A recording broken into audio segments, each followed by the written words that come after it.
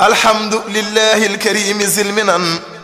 على الشغال بفرود وسنن. أعوذ بالله من الشيطان الرجيم. بسم الله الرحمن الرحيم. وصلى الله على سيدنا ومولانا محمد وعلى آله وصحبه وخديمه وسلم تسليما. السلام عليكم ورحمة الله تعالى وبركاته. yéen mbokki jullit yi mbokki murid yi ñu ngi leen di siyaaraat bu baax a baax suñu mbokki taalibe yi di jiite si suñu nuyoo Cheikh Mountakha Mbacké te di ko ñaanal yàlla mu kàttanal ko te wéral ko yàggal ko lool suñu kanam te mu wér nag barket borom Touba.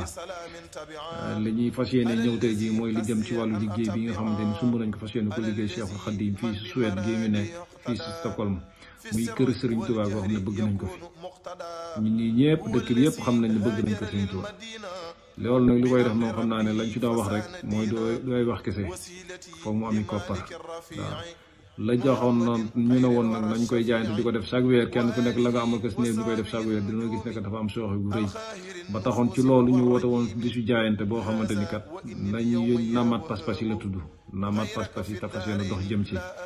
bis bi nag taxawaloon nañ ko depuis ca màggal ga ngir képp koo xamante ne jekku nga ko nga teel koo def moo taxoon ñu teel koo waajal teel koo ubbi ci ñëpp képp ku ko jekku rek bañ ci ñëwee nag ba léegi ñi ngi fàttali te ñi ngi siy soññee ñu xam leen xamal ne bés bi jege na le 7 décembre bi mooy clôture bi nga xamante ni ci la waxoon ne ci la mën a yem te loolu lañ ci wax mooy 1000 couronnes boo xamante ni du bokk dara ca la ngay joxe ca weer wu jot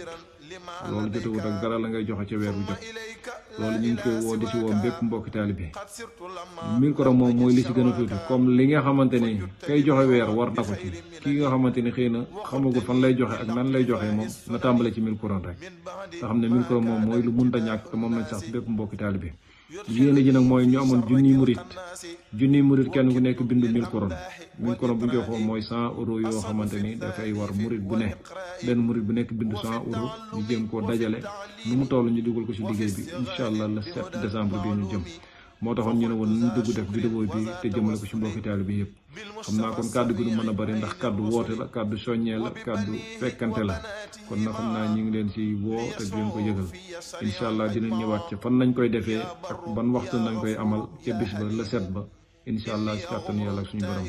daal nañu yàlla may kàttan ak wér ak tal gën mën ko fekk ak jàmm ak salaam barke borom Tuubaa xam naa ko ñu wàccee kàddu yi day ñaan yàlla mu def ñu tawfiix saxaadatu daare yi barke borom Tuubaa